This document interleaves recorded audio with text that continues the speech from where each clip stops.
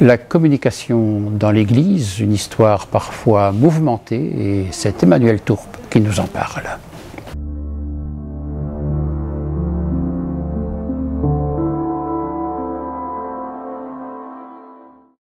Nous sommes dans la librairie de l'UOPC et la rencontre d'Emmanuel Tourpe, nous l'avons déjà rencontré, mais se prolonge aujourd'hui pour envisager toutes les questions liées à la communication et notamment la communication dans l'Église. Emmanuel, homme des médias, bien sûr, tu en as déjà parlé, mais on peut le rappeler, théologien, philosophe, et tu m'as dit un jour que lorsqu'une paroisse devait faire son budget, peut-être que la communication devait être à la fois une priorité et le plus important. Est-ce que tu dirais ça?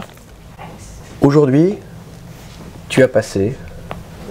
vous avez passé, messieurs, dames, 6 à 7 heures à regarder votre téléphone, ou bien à lire un livre, ou bien à regarder la télévision, ou bien à écouter la radio. Nous passons aujourd'hui un tiers de notre vie dans des médias et à prendre de la communication ou à communiquer. Est-ce qu'il ne serait pas temps pour l'Église de se mettre à ce tempo-là, qui est un tempo dans lequel tout est communication. Tout est communication. Ça vaut pour les universités, hein, ça vaut pour toutes les institutions. Je crois qu'il faut comprendre qu'aujourd'hui, nous sommes dans une société totalement communicationnelle et que dans la plupart de nos activités, il faut penser communication, communication et communication. Ça veut dire, à t'entendre, que l'Église est en fameux déficit par rapport à cette question. Pas partout. Et pas toujours, non. Je veux dire que toutes les institutions, quelles qu'elles soient, n'ont pas encore pris le tournant communicationnel, n'ont pas encore pris la mesure qu'aujourd'hui, il ne suffit pas d'avoir un petit site internet, éventuellement de faire 2-3 choses rigolotes sur Instagram ou sur Facebook. Il faut avoir des stratégies de communication, des budgets de communication, des spécialistes de communication, des expertises en communication, et que se contenter de faire un communiqué de presse, se contenter à l'ancienne, de se dire voilà, les évêques ou un prêtre, on va faire comme traditionnellement, on va sortir un texte et puis on va inviter des journalistes. Never ever, c'était il y a 30 ans ça. Aujourd'hui une communication ça se prépare, aujourd'hui une communication ça se fait monter en température, aujourd'hui une communication ça se réticule, ça s'envoie sur tous les réseaux disponibles, avec des écritures qui sont propres, avec des publics qui sont propres, avec des temporalités qui sont propres. On n'écrit pas sur Facebook à la même heure que sur Instagram. On doit faire communiquer les médias entre eux. Si on veut avoir une communication, il faut que RCF soit en même temps que KTO, en même temps que d'autres. Et donc ça se pense de manière globale, de manière stratégique, avec des professionnels, et je crois que c'est ce tournant-là que l'Église a certainement commencé à prendre, bien évidemment, mais qu'il faut encore accélérer, parce que aujourd'hui, dans un univers où il n'y a que du bruit, où il n'y a qu'une somme de communication dans tous les sens, il faut avoir la meilleure, il faut avoir la plus claire, et il faut avoir celle qui est la plus repérable. C'est un métier? C'est plusieurs métiers. Mais avant d'être un métier, c'est une volonté. Et je crois que ça vaut pour une paroisse quand, par exemple, elle veut communiquer sur ses horaires de messe, quand elle veut communiquer si elle fait une nuit d'adoration, si elle veut communiquer sur... Il faut vraiment se dire qu'aujourd'hui, la feuille de chou paroissiale ne suffit plus. Que le site, mal tenu à jour la plupart du temps, sur lequel on sait à peine si la messe aura lieu dimanche prochain. Vous savez, je ris des fois parce que je voyage beaucoup, et donc j'essaie d'avoir les heures de messe. Allez, je vais vous dire le vrai chiffre. 90%, 90% des paroisses ne tiennent pas leur simple site internet un jour. Donc autant même pas parler du site de la page Facebook ou bien ce genre de choses. Je crois qu'on n'a pas compris que dans un univers totalement numérique, dans un univers qui est un univers de totale communication, il faut vraiment pas simplement faire de la com, il faut être les meilleurs. Oui. Il faut être les meilleurs. Ça veut dire que la communication, c'est aussi une vulgarisation? C'est pas une vulgarisation. On risque de brader le contenu alors? C'est pas une vulgarisation. Je crois que ce que je vais dire vaut pour l'éducation, Philippe, comme pour la communication. Communiquer, comme éduquer, c'est aimer son public. Communiquer, c'est d'abord de savoir à qui on s'adresse. La première règle en communication, c'est de faire l'inverse de ce que d'habitude on fait. Alors qu'est-ce qu'on fait d'habitude quand on veut communiquer? On s'assied à son bureau et on se dit qu'est-ce que je vais dire? Mauvaise idée. La première chose à faire, c'est faire ce que fait Michel Drucker avant ses émissions. Michel Drucker, avant d'écrire son émission, il prend sa Golf, il sort de Paris, il va dans les villages de l'Essonne et il regarde ce que les gens regardent à la télé ou font le soir. Il essaie de comprendre à qui il s'adresse. Il essaie de rentrer dans la vie des gens. Eh bien, c'est ça, communiquer. Avant de chercher ce que je veux dire, je m'intéresse, j'aime. C'est de l'empathie, plus que de l'empathie? C'est de l'amour. Et je crois que la grande règle de communication, je l'enseigne dans mes équipes aussi, hein, la première de toutes les règles de communication, c'est de lever le nez de ce qu'on veut dire. Ça vaut quand on se dispute en couple, hein. Ça vaut quand on se dispute en paroisse. C'est à un moment se dire, communiquer, ce n'est pas faire passer ce que je veux dire vers machin qui finira bien par l'entendre, c'est l'inverse. C'est se dire, qui es-tu? Comment puis-je, moi, faire que le message que j'ai à t'adresser t'intéresse, attire ton attention, que tu l'écoutes jusqu'au bout et que tu en fasses quelque chose. Oui. C'est une vieille règle, figurez-vous, de Aristote, le philosophe Aristote, moins 500. Je cite Aristote aujourd'hui, eh bien, je l'ai toujours cité à l'université, je le cite aujourd'hui dans le monde des médias. Ce qui est reçu non pas à la manière de celui qui donne, mais de celui qui reçoit. Ce qui veut dire que quand je me mets en colère, quand j'écris un livre, quand je veux communiquer les horaires de paroisse, les horaires de confession, les horaires d'adoration, que je suis évêque et que je veux faire savoir ce que je pense de ceci, la première de toutes les règles, c'est de se rappeler que tout ce qui est reçu, non pas à la manière de celui qui donne, qui veut dire quelque chose, mais de celui qui reçoit. Oui. Est-ce que c'est le bon moment de faire mon message? Est-ce que c'est la bonne forme? Est-ce que c'est vraiment en envoyant un mail que je me fais comprendre? Toutes les questions qui sont des questions de communication sont des questions qui sont liées à l'amour. C'est ça. L'amour d'autrui. Mais il y a aussi peut-être la question du contenu. Est-ce qu'il n'y a pas par rapport à ces questions-là aussi une façon de ne pas trop savoir ce qu'on veut communiquer? Est-ce qu'il y a une question à la fois de compétence, de contenu, de motivation? Enfin, il y a tout ça aussi. Mais ça, j'ai moins rarement vu, Philippe. Je crois que, en tout cas, si je parle de l'Église, je crois qu'on sait ce qu'on veut dire. Je crois qu'on sait ce qu'on veut dire. Le vrai danger viendrait plutôt pour les prêtres de confier à l'IA les homélies de tous les dimanches. Mais je crois que le point central est fondamentalement d'abord dans la forme de communiquer. Je vais donner une image qui est quand même très simple. Je vais me concentrer juste sur un point, les sermons du dimanche. J'ai été séminariste pendant 5 ans, donc je vois à peu près de quoi je parle. Les sermons du dimanche, allez, on va dire 80% des cas, c'est de la paraphrase de l'évangile. On rabâche ce qu'on vient d'entendre. L'intérêt est à peu près proche de 0. Et très souvent, ça se termine par des moralisations un peu à la va-vite. Je crois que l'homélie, je crois que le sermon du dimanche doit être pris avec un sérieux communicationnel total. C'est le lieu dans lequel une communication sur le cœur du cœur de la vie de ce qu'est l'Église, le cœur du cœur de ce qu'est l'interprétation profonde que l'Église donne de l'Écriture. C'est le lieu dans lequel on peut toucher les cœurs, le lieu dans lequel on peut transformer des vies, le lieu dans lequel on peut faire décortiquer tout ce qu'il y a comme jus, tout ce qu'il y a comme suc du texte pour venir toucher des cœurs et toucher des vies. Faisons de l'homélie et faisons du sermon, non pas la dernière roue du carrosse qu'on prépare un peu à la dernière minute, quand on a le temps en faisant un pensum, et que les gens écoutent objectivement avec beaucoup d'ennui, mais au contraire, quelque chose qui est préparé, y compris sur les réseaux sociaux, y compris pourquoi pas en donnant des indices tout au long de la semaine, en distillant peut-être déjà des choses qui font monter la température, peut-être aussi en se disant la manière même dont cette homélie est structurée, je me dis qu'il faut que les gens en sortent nourris, en sortent avec un poids intérieur, qui est quelque chose qui est né en eux. Mais qu'est-ce que ça veut dire sur la manière de m'adresser à eux? Qu'est-ce que ça veut dire sur la manière dont je m'intéresse aux gens à qui je parle? Et surtout, qu'est-ce que ça veut dire sur la foi fondamentale que j'ai sur le fait que nous croyons dans le Verbe de Dieu? C'est le Verbe, nous sommes une religion de la communication. Nous sommes la religion de la communication de Dieu.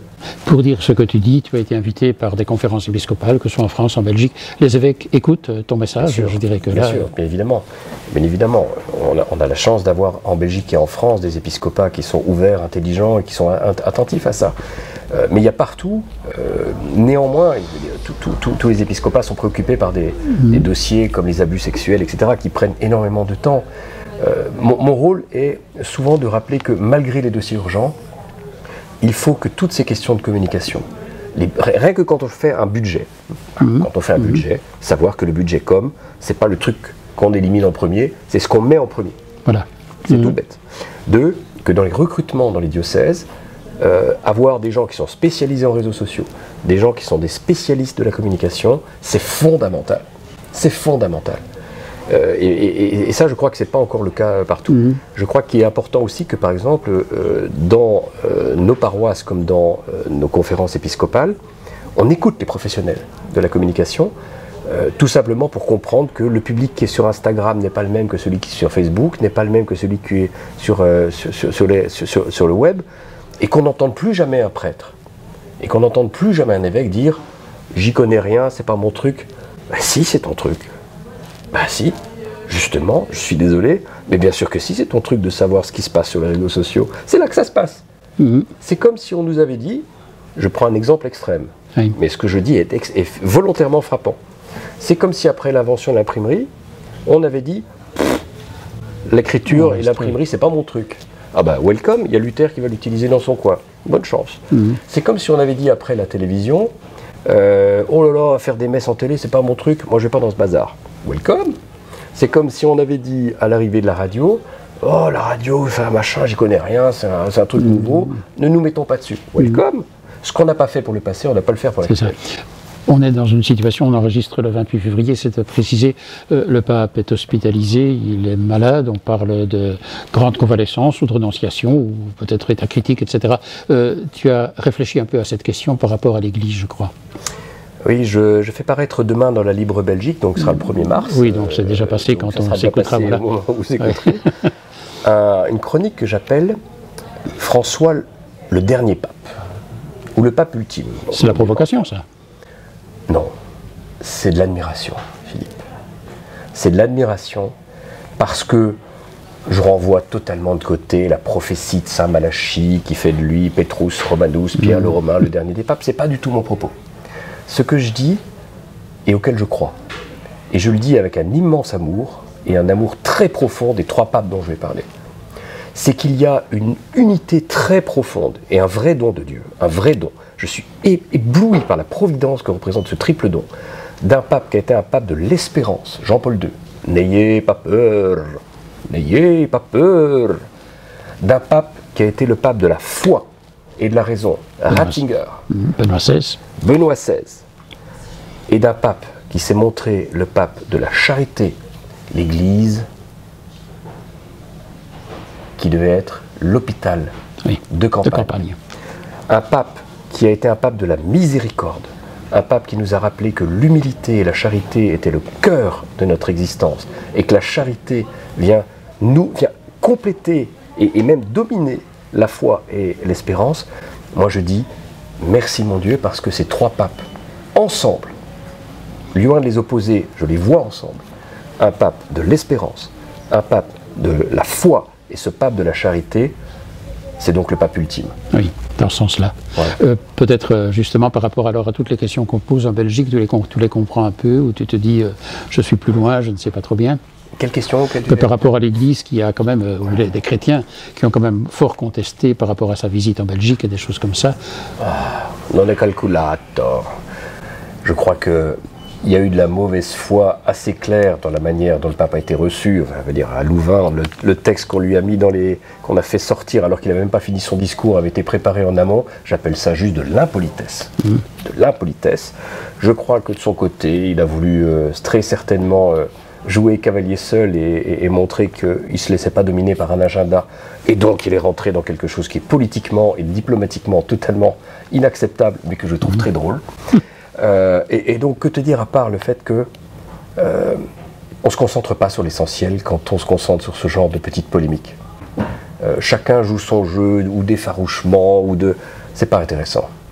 Je crois que ce qu'il y a de profondément important, c'est de voir que la mission centrale du pape, elle est une mission que ce pape a réalisée, qui est de nous rappeler que ce n'est pas l'orgueil des fonctions, que ce n'est pas la hiérarchie. Il a eu un mot la semaine dernière, juste avant son malaise, que je trouvais extraordinaire.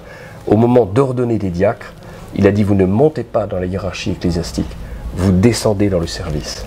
Et ce rappel fondamental, doublé aussi d'une vraie attention aux femmes dans l'Église, et doublé sur ce qui est pour moi le plus important de tout, et qui vient changer toute la donne, notamment du débat sur les femmes prêtres, etc., c'est de dire le point central, c'est pas la question du pouvoir, c'est justement pas la question. Tournons-nous sur ce qui est le seul point central, qui est non pas de savoir qui va avoir un pouvoir sacerdotal ou qui ne va pas avoir un pouvoir sacerdotal, mais qui va être le plus au service d'autrui et qui va être le plus humble dans l'Église. Les premiers seront les derniers, et les derniers seront les premiers. Et je crois vraiment que là-dessus, c'est vraiment le dernier pape, au sens où c'est vraiment le dernier mot que Dieu a à nous dire. Pour conclure, on est dans l'année sainte, pèlerin d'espérance, tu es un pèlerin d'espérance, Emmanuel. Je m'accroche à l'espérance, avec, peut-être à la différence de Charles Péguy qui parlait de la petite sœur Espérance, moi je m'intéresse encore plus à la grande sœur Charité. Mais la petite sœur Espérance, elle a à nous dire quelque chose, je crois, dans une époque qui est dans un désespoir, où on pense au collapsisme, où on pense à l'effondrement, où les gens s'effrayent parce qu'il y a un astéroïde, peut-être en 2032, où les gens sont dans la peur. Mais en même temps, ils ne sont pas dans ce qui est le cœur même de ce qui devrait être notre introspection, notre recueillement, de nous dire, face à la mort, face à la fin des temps, face à l'échec parfois de nos projets de vie, y compris de couple et de travail, le cœur de notre vie n'est pas là. Le cœur de notre vie, il est dans la résurrection du Christ. Nous croyons en la résurrection du Christ. Et nous croyons que la mort n'est pas le dernier mot. Et que dans tous les drames autour de nous, c'est le point central, notre arrimage et notre rocher. Merci de nous avoir rappelé en tout cas. Merci beaucoup Emmanuel pour tout ce témoignage. Merci beaucoup. Et merci à tous. Merci. Merci à Emmanuel Tourpe pour ces 2 entretiens qu'il nous a accordés. Je voudrais vous partager une réflexion en cette année 2025, puisqu'il y a une coïncidence entre le temps du carême et le temps du ramadan. Et cela m'inspire ceci. Je me dis, profitons de cette opportunité pour que des relations nouvelles et fécondes puissent exister entre justement chrétiens et musulmans, qu'il y ait de riches passerelles, qu'il y ait un dialogue, qu'il y ait quelque chose de fécond qui puisse exister. Mais ne nous trompons pas, le ramadan n'est pas le carême. Et permettez-moi simplement de souligner ceci, c'est que ce qui fait la différence entre le carême et le ramadan, c'est que pour les chrétiens, le carême, c'est finalement, ils vivent le carême parce qu'ils sont sauvés, parce que le salut nous est donné. Et bien sûr, c'est la résurrection. Ou pour le dire autrement, s'il n'y avait pas la fête de Pâques, le carême n'existerait pas. Pour les musulmans, ils vivent le ramadan pour être sauvés. Et donc ce sont 2 démarches différentes. Il n'y a ici, je dirais, aucun jugement. Chacun a sa valeur et finalement a sa fécondité. Mais c'est peut-être important, et je dirais pour les chrétiens aussi, de reconnaître que si on vit le carême, ce n'est pas pour faire des mérites et des actions qui mériteront que nous soyons sauvés. Nous le sommes. Mais donc c'est une démarche d'ajustement pour que nous puissions correspondre à ce salut que le Seigneur nous donne. Et quel est ce salut? Sinon, justement, cette victoire sur le mal et sur la mort par, je dirais, la plénitude d'amour et de vie dont il veut nous combler. Et le sommet, c'est bien sûr la résurrection. Et dans le cadre du carême, vous savez que beaucoup d'initiatives sont organisées. Je voudrais vous en présenter une qui a son originalité, c'est à Stockel-au-Bois, avec Christine Skerens, qui est la responsable d'unité. Elle a réalisé, avec Christian Verstraat, une vidéo, un peu plus de 3 minutes, pour présenter 4 conférences qui seront données dans le cadre des paroisses de Stockel-au-Bois, dans le cadre de ce carême. On écoute et on regarde.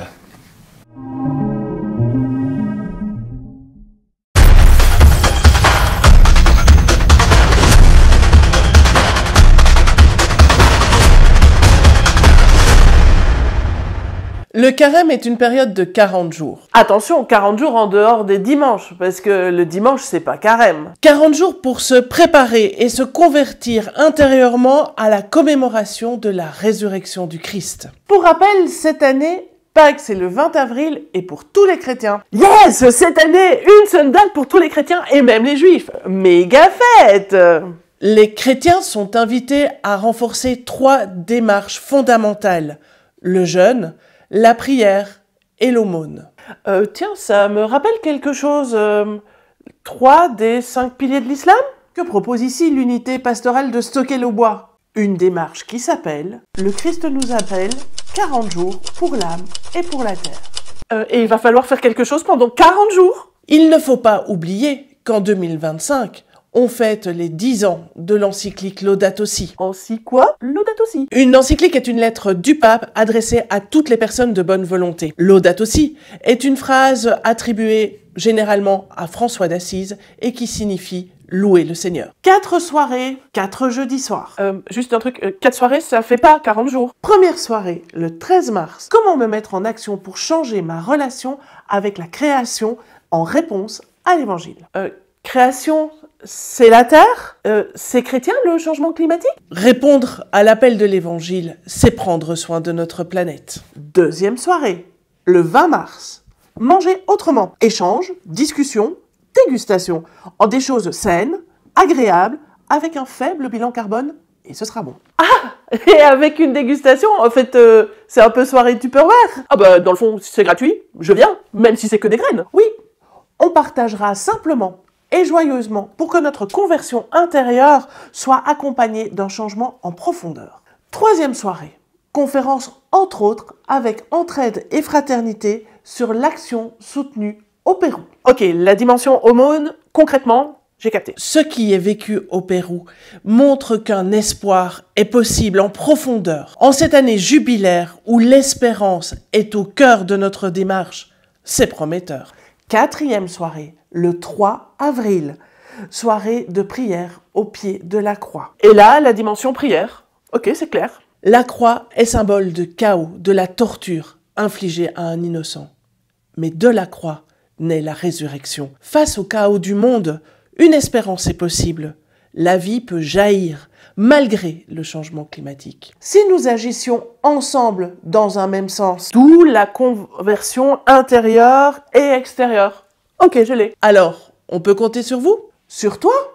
Si tu veux, tu peux en inviter d'autres. Et en tout cas, diffuse la vidéo.